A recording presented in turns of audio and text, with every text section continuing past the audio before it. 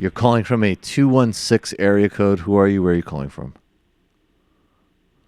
Hi, this is David in mid-Michigan. Hey, David, what's going on? Hey, I just had one comment.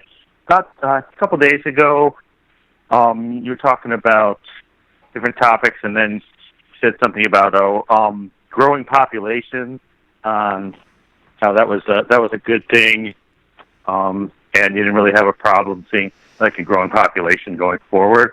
I was just wondering, like, what you base that opinion on, because I kind of have a different opinion. Well, I don't know that I said that, if I recall correctly, that focusing on like a neo-Malthusian depopulate the planet approach it's both been proven to be. Some of the alarmism of things like the Ehrlich's book, The Population Bomb, have not been vindicated historically. Secondly, there is a very creepy history of some of these ideas. Now, I guess I have to stipulate this. None of this implicates the need for things like contraception and reproductive justice everywhere in the world.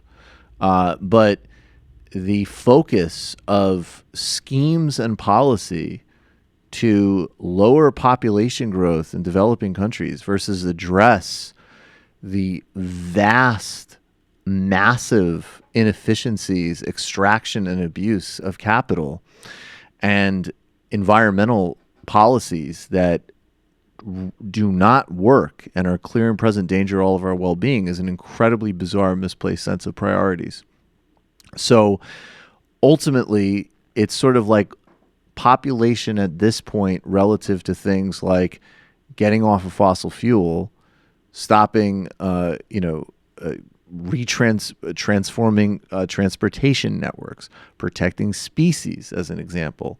That those are and dealing with the underlying causes of why those things are a crisis, which is because of how we allow markets to function, is both infinitely more fundamental than population growth at this point, and also this history of monitoring and being worried about population growth has some very weird consequences, both in terms of or questions arise in terms of foreign policy, and also, as an example. I mean, look, I'm not a supporter of China's one child policy, as an example. That's a very serious human rights issue in some respects. So, yeah, that's my basic viewpoint.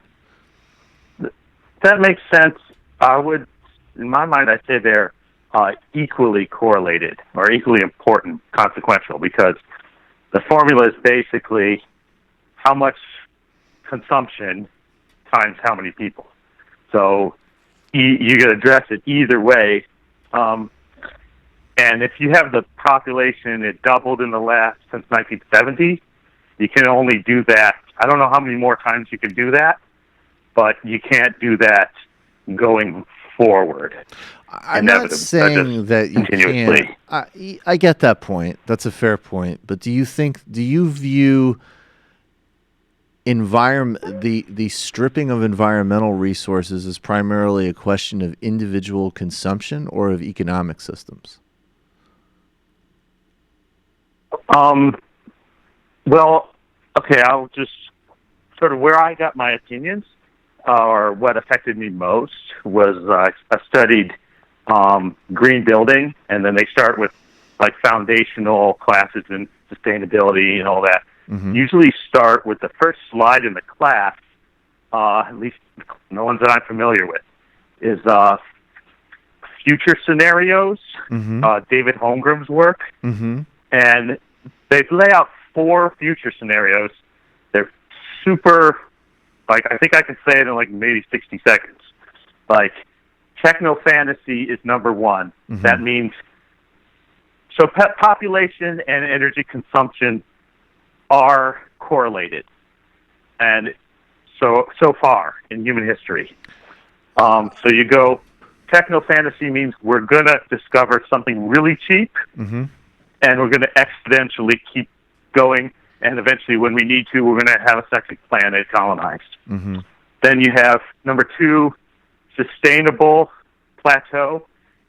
Population plateaus, and we have just continuing crises, maybe every 20 years, where we have a major ecological crisis. But every problem caused by technology, we come up with a new technology that's just good enough to fix that one, and then we just cycle through these crises and maintain the same population. And that's basically kind of what predominant thinking on the planet is now.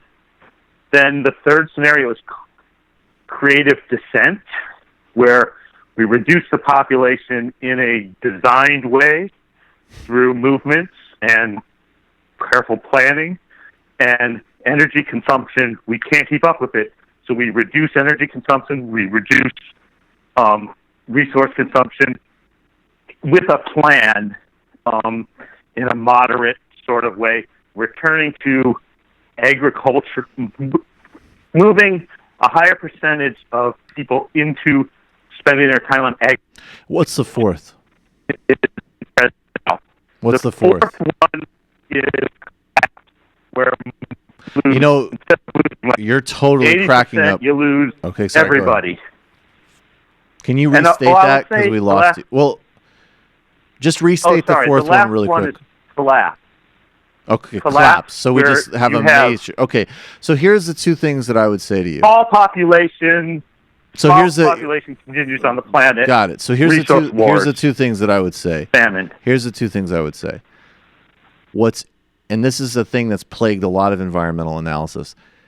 There's no class and there's no economy in any of those scenarios. Now, I'm not saying those things aren't real.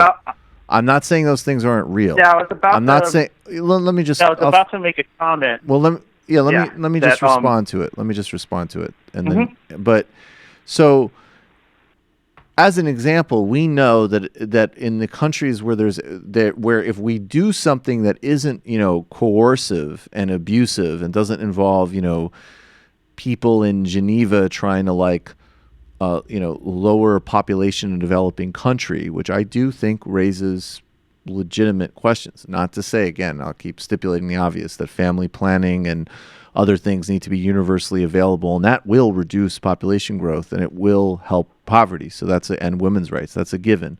But that being said, in places where there's a natural lowering of the birth rate, by and large, are in the countries and developed economies which by far contribute the most environmental damage to the planet.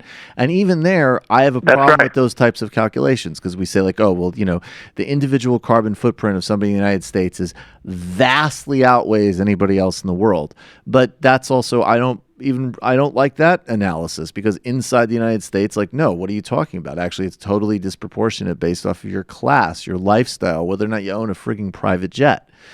And underlying all of those behaviors is an economic model that suggests unlimited growth of finite resources. And that is the fundamental problem, not humans at this time being on the planet. And if we dealt with those issues, and we dealt with consumption, and we dealt with capitalism, you would have real results in terms of climate, and you'd also have the type of and biodiversity, but you'd also, in my view, have the type of broader increases in lifestyle standards and well-being, which we already could see does correlate with lower populations anyway. So I'd put the focus on that. Thanks for the call, man.